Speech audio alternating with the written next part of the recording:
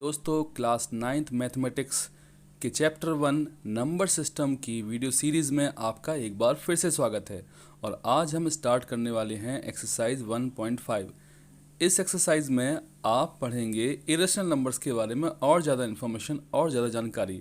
तो फिर देरी किस बात की है, चलिए शुरू करते हैं।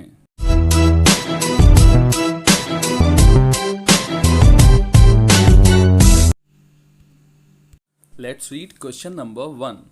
Classify the following numbers as rational or irrational. हमारे पास कुछ नंबर्स दिए हुए हैं, टोटल नंबर हैं 5 और हमें इनको क्लासीफाई करना है कि वो रेशनल हैं या इरेशनल हैं। रेशनल के लिए PYQ फॉर्म होगा और इरेशनल के लिए PYQ फॉर्म नहीं होना चाहिए। वैसे हम नंबर को देख करके ही बता सकते हैं कि वो इरेशनल है या नहीं। एक्चुअली रूट वाला नंबर जिसका रूट निकालना पॉसिबल ना हो, वैसे तो कहा जाए तो √2 √3 ये इरेशनल है, बट √4 थोड़ा ही ना इरेशनल होने वाला है, बिकॉज 4 का रूट पॉसिबल है, 4 का स्क्वायर रूट तो 2 होता है। इस वजह से ऐसे रूट जिनका निकालना पॉसिबल ना हो, स्क्वायर रूट निकालना पॉसिबल ना हो, क्यूब रूट निकालना पॉसिबल ना हो, उन्हें हम इरेशनल नंबर कहेंगे। अगर ऐसे नंबर हमें दिख जाते हैं, पाई कहीं दिख जाता है, तो हम समझ जाएंगे कि वो है एक इरेशनल नंबर।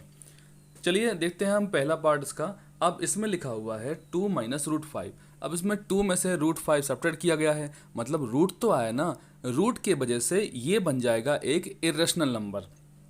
आफ्टर दिस ये नंबर हमारे पास है। अब इसमें भी हमें सिंपली रूट तो दिख रहे हैं, बट अगर इसको आप सॉल्व करके देखेंगे, जैसे कि आप सॉल्यूशन यहाँ चेक करेंगे, ब्रैकेट ओपन करके सॉल्व करेंगे, तो ये √23 से √23 कैंसिल आउट हो जाएगा, बिकॉज वो अपोजिट साइन के साथ लिखे हैं। एक लिखा है प्लस के साथ और एक लिखा है माइनस के साथ, तो ये √3 और ये वाला 20√3 ये कैंसिल आउट हो जाएंगे। और फिर हमारे पास बचेगा 3। अब 3 तो PYQ फॉर्म में लिखा जा सकता है, इस वजह से ये इरेशनल नहीं होगा दोस्तों, ये होगा रेशनल नंबर। तो बहुत ज़्यादा आसान है आइडेंटिफाई करना। सेम वे जैसे हमारे पास है पार्ट नंबर 3, तो ये क्वेश्चन को हम यहीं पे से ओरली बता देते हैं। हम चाहें तो नेक्स्ट स्क्रीन पे डिस्कस कर सकते थे। तो देखते हैं यहाँ इस क्वेश्चन में √7 से √7 कैंसिल आउट हुआ, बस रूट से ही प्रॉब्लम थी और वही रिमूव हो जाएगा।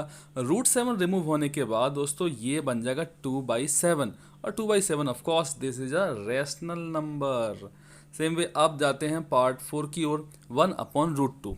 1/√2 में देखो √2 एक रूट वाला नंबर हो गया, इरेशनल है। 1 के अपॉन में लिखा है, तो फाइनली इसको हमें इरेशनल ही मानना होगा। और भी जैसे 2π लिखा है हमारे सामने, तो इसमें पाई है और पाई एक इरेशनल नंबर है। फाइनली ट्वाइस करो, थ्राइस करो, ये जितने भी टाइम्स को पाई तो है ना, पाई की वजह से ही ये बन जाएगा इरेशनल। तो हमने आंसर में जो जो क्वेश्चंस इरेशनल की सीरीज में है उनको एक साथ सॉर्ट आउट कर दिया है, और जो है रेशनल उनको एक साथ सॉर्ट आउट कर दिया है। तो आई थिंक आपको अब इनकी आइडेंटिफिकेशन समझ में आ गई होगी। और वैसे भी हमने आपसे कहा था कि इस एक्सरसाइज में हम इरेशनल बारे में काफ़ी अच्छी जानकारी इकट्ठी करने वाले हैं। तो now let's move for question number 2। Friends, जब भी कभी हम एक नया नंबर सिस्टम सीखते हैं, हमें उनको add, subtract, multiply and divide ये करना तो सीखना ही होता है। अब देखिए हमारे पास एक नया नंबर सिस्टम लॉन्च हुआ है। एक्चुअली इसको कहा गया है इरेशनल नंबर्स। इरेशनल नंबर्स के बारे में भी हमें वही सब बातें सारी सीखनी होंगी। उनको ऐड करना, सब्ट्रैक्ट करना, कैसे मल्टीप्लाई करते हैं, कैसे डिवाइड करते हैं, इन सब हुनर को हमें डेवलप करना है। तो धीरे धीरे करके क्वेश्चन आपके सामने आते चले जा रहे हैं। अच्छा, जैसे अगर लास्ट ईयर आपको याद हो तो आपने सीखा था रेशनल नंबर्स के बारे में। रेशनल को आपने ऐड, सब्ट्रैक्ट, मल्टीप्लाई, डिवाइड करना आदि सीख लिया था। अब देखिए क्वेश्चन नंबर हमारे सामने 2 आया है, तो वो क्या है, simplify each of the following expressions. Root यानी इरेशनल के टर्म्स में हमारे पास कुछ एक्सप्रेशन लिखे हुए हैं और हमें उनको सिंप्लीफाई करना है। तो कैसे सिंप्लीफाई करना है वो हम पुराने रूल्स को यूज़ करके करते जाएंगे।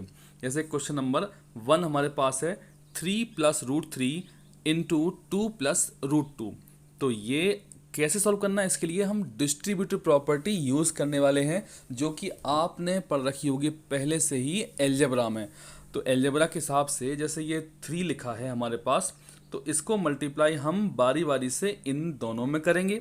इसके बाद हम फर्स्ट ब्रैकेट का जो सेकंड पार्ट है √3 वो प्लस का है, उसको मल्टीप्लाई करेंगे इन दोनों में बारी बारी से, 2 में भी और √2 में भी। तो जैसे मल्टीप्लाई कैसे किया गया आप देख लें एक बार। 3 को मल्टीप्लाई पहले 2 में किया गया, ये लिखा गया है। इसके बाद दोस्तों 3 का मल्टीप्लाई √2 में किया गया है, तो आप देख सकते हैं ये लिखा गया है। देयर आफ्टर 3 का मल्टीप्लाई हो गया, अब आप √3 का मल्टीप्लाई 2 में देखेंगे तो ये लिखा गया √3 मल्टीप्लाई बाई 2। देयर आफ्टर √3 का मल्टीप्लाई √2 में करना है तो ये लिखा गया। अभी केवल लिखा गया है, मल्टीप्लाई नहीं किया है। दोस्तों इस बात का आप याद रखें, यूं समझ लीजिए एक ग्रुप में 2 पर्सन हैं और इस ग्रुप में भी 2 पर्सन हैं, तो हमें इन दोनों पर्सन को बारी बारी से नेक्स्ट 2 पर्सन से मल्टीप्लाई करना है, यानी कि फाइटिंग करानी है। तो ये बस क्रॉस का निशान मतलब समझ लीजिए आप फाइटिंग कराने वाला है। अब बारी है मल्टीप्लाई करने की, तो ये 3 का 2 से मल्टीप्लाई, ये तो हमें पहले से ही आता था, तो ये 6 लिखा हुआ है।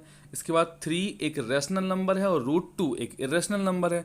अब इनका तो मल्टीप्लाई नहीं लिख सकते ना हम, तो हमें क्या करना है, इनको एक नोटेशन की तरह नोट करना है। जैसे सबसे पहले रेशनल, उसके पीछे इरेशनल, तो 3√2 नोट कर लिया। ऐसे ही ये देखिए √3 2 है, तो √3 का 2 टाइम्स करेंगे तो पहले रेशनल यानी कि 2 और फिर इरेशनल यानी कि √3। अब ये कुछ नया आया ढंग का क्वेश्चन, √3 का √2 में मल्टीप्लाई, इरेशनल का इरेशनल में मल्टीप्लाई। तो दोस्तों ये हमें सीखना है कि जब कभी इरेशनल का इरेशनल मल्टीप्लाई हो तो उनका ऑर्डर चेक कर लें, मतलब ये भी रूट का है और वो भी रूट का है, दोनों नंबर रूट वाले हैं, स्क्वायर रूट वाले। तो अब हम रूट के अंदर की जो क्वांटिटी है 3 और 2 उनको मल्टीप्लाई कर देंगे इस तरीके से, और एक ही रूट के अंदर उनको नोट कर सकते हैं। तो ये कुछ नया सीखने का हो गया, मतलब हमने यहाँ इरेशनल नंबर का मल्टीप्लाई डिस्कस किया है। सो अब हम जाते हैं और कुछ प्रैक्टिस के लिए सेकंड पार्ट की ओर। अब हमारे सामने है सेकंड पार्ट और उसमें लिखा है 3 + √3 इंटू 3 - √3।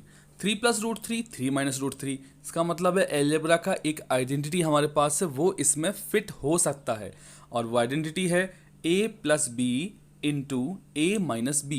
और a + b into a - b जब भी हम करते हैं तो वो बन जाता है a² - b²। तो सेम वे हमने यहाँ देखा, उसको अप्लाई कर दिया है, a² - b², और a के प्लेस पे है 3 इसलिए 3² पहले लिखा गया, एंड b के प्लेस पे है √3 इसलिए √3 का स्क्वायर उसके बाद माइनस साइन के साथ लिखा गया है। 3 का स्क्वायर करते हैं तो 9 आएगा, और √3 का स्क्वायर करेंगे तो स्क्वायर रूट और स्क्वायर ये दोनों अपोजिट हैं एक दूसरे के, तो कैंसिल आउट हो जाएंगे।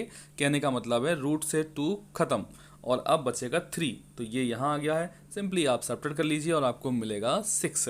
तो ये 6 ही इसका आंसर है। अब देखिए 2 इरेशनल नंबर्स को मल्टीप्लाई किया और मल्टीप्लाई करने के बाद आंसर आया है एक रेशनल नंबर। तो ये भी एक आपके लिए बड़ा अच्छा क्वेश्चन बन सकता है कि क्या 2 इरेशनल नंबर्स का मल्टीप्लाई करने पर एक आंसर रेशनल आ सकता है या नहीं। अगर आ सकता है तो एग्जाम्पल देके बताएं। तो एग्जाम्पल अच्छा खासा ये क्वेश्चन हमारे पास आ जाता है। ऐसे ही हमारे पास सेकंड पार्ट है और उसको भी हम आइडेंटिटी की हेल्प से ही डिस्कस करने वाले हैं। आइडेंटिटी होगी a + b का whole square. a + b whole square होता है a² + b² + 2ab, और इस क्वेश्चन में a के प्लेस पे है √5 एंड b के प्लेस पर है √2। ये सारी आइडेंटिटीज आपने अलजेब्रा में क्लास 8th में अच्छे से स्टडी कर ली होंगी, तो आई थिंक इतना प्रॉब्लम तो नहीं आने वाली है बॉस। और हम कैसे करेंगे इसको, √5 का स्क्वायर करेंगे तो रूट कैंसिल, मतलब 5 बचेगा, ये देखिए यहाँ लिखा हुआ है। √2 का स्क्वायर करेंगे तो स्क्वायर से रूट कैंसिल, 2 बचेगा, ये भी लिखा हुआ है। और हाँ इसमें है 2 √5 एंड √2। तो 2 तो है रेशनल नंबर है, इसलिए उसको तो रहने दीजिए, पहले हम इरेशनल को डील कर लेते हैं। √5 और √2 का मल्टीप्लाई करेंगे तो ये तो स्क्वायर रूट वाले नंबर हैं दोनों, तो इसलिए √10 बन जाएगा, और 2 बाहर लिखा है तो ये हो गया 2√10। फाइनली हम क्या करने वाले हैं, 5 + 2 कर दीजिए 7, तो 7 एज इट इज़, और 2√10 ये लिख दिया गया है इनको। अब देखिए इसको कैसे पता लगे हमें कि ये आंसर हो गया। अगर किसी के दिमाग में आया और उसने इस 7 को 2 में ऐड करके आंसर लिख दिया 9√10, तो भैया वो तो गलती हो जाएगा। तो फिर इसको याद कैसे रखें, मैं आपको बता दूं, ये 7 जो है वो है एक रेशनल नंबर और ये रूट वाला नंबर है इरेशनल। तो ये लाइक टर्म्स नहीं है, ये रेशनल ये इरेशनल।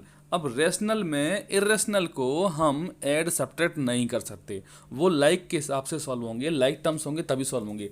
रेशनल में रेशनल सॉल्व होगा, इरेशनल में इरेशनल सॉल्व होगा। ये एडिशन सब्ट्रैक्शन के लिए टिप्स है। Thus we have the answer we got. तो इस सेम तरीके से हमारे पास फोर्थ पार्ट है। आप चाहें तो इस सेकंड पार्ट को समझ करके इसको खुद ही सॉल्व कर सकते हैं। a plus b a minus b की आइडेंटिटी यूज़ की है, a square minus b square, और बड़ी इजी तरीके से इसका आंसर हमें मिल जाएगा। तो अब हम बढ़ते हैं नेक्स्ट क्वेश्चन की ओर, जो बहुत ज़्यादा इंटरेस्टिंग है और इम्पोर्टेंट भी है। So we have finally question number 3 on our screen. Recall pi is defined as the ratio of the circumference of a circle to its diameter. तो ये हम सबको पहले से पता है कि पाई का जो फॉर्मूला है वो होता है c बाई डी। अब c बाई डी मतलब c के अपॉन में d है, c न्यूमरेटर, d डायमीटर जो है वो डिनोमिनेटर है। तो ये पाई जो है वो रेशियो शो कर रहा है, इसमें लिखा है साफ साफ, पाई जो है वो रेशियो है सरकमफेरेंस एंड डायमीटर का सर्किल के लिए। आगे क्वेश्चन लिखा है this seems to the contradict the fact that pi is irrational number, how will you resolve this contradiction. तो इनका कहना यह है क्वेश्चन का कि पाई को लिखा गया है सी बाई डी फॉर्म में। अब सी बाई डी कुछ ऐसा लगता है जैसे पी वाई क्यू फॉर्म हो। पी वाई क्यू होता है रेशनल नंबर, और हमसे कहा जाता है कि पाई तो रेशनल नहीं है, पाई इरेशनल है। तो फिर ये कैसे हो रही है कॉन्ट्रडिक्शन, ये हमारी बातों का विरोधाभास कैसे हो रहा है, ये आप थोड़ा सा इसको रिसॉल्व करिए। तो रिसॉल्व कैसे करेंगे, हम लॉजिक क्या पेश करेंगे वो आपको लिख के दिखाते हैं। अब हमने यहाँ लिखा है कि हम सबको पहले से पता है कि पाई तो रेशियो है सरकमफेरेंस और डायमीटर का। देयर आफ्टर अगर हम मेजरमेंट करने जाते हैं किसी सर्कल की सरकमफेरेंस का और उस सर्कल की डायमीटर का, जब हम मेजरिंग करने जाएंगे टेप से, स्केल की हेल्प से, तो मेजर करते टाइम ज़रूरी नहीं है कि हमें हमेशा ही इंटीग्रल वैल्यू मिलेगी।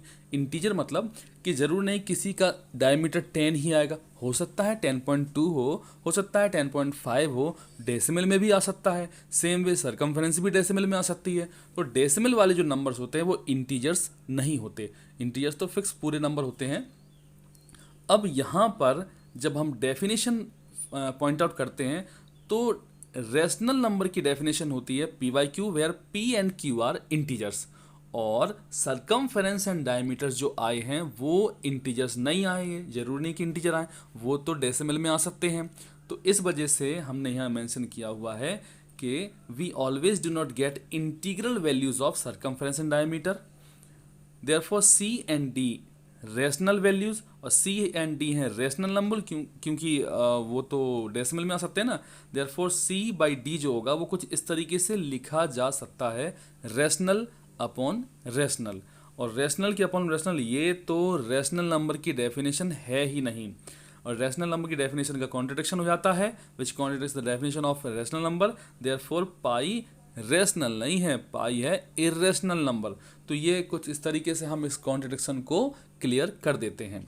बहुत ही आसान सा क्वेश्चन ये बन जाता है। दोस्तों, अगर आपको हमारे वीडियोस पसंद आ रहे हैं तो प्लीज़ उन्हें लाइक ज़रूर किया करें। अगर आप हमारे चैनल पर नए आए हैं तो प्लीज़ सब्सक्राइब करें और दोस्तों के साथ शेयर भी करें। अपने पिछली वीडियोस देख करके आप उनका रिवीजन कर सकते हैं। जल्दी ही हम आपके सामने नए क्वेश्चन साथ फिर से हाजिर होंगे। तब तक अपना ख्याल रखें। Thank you so much.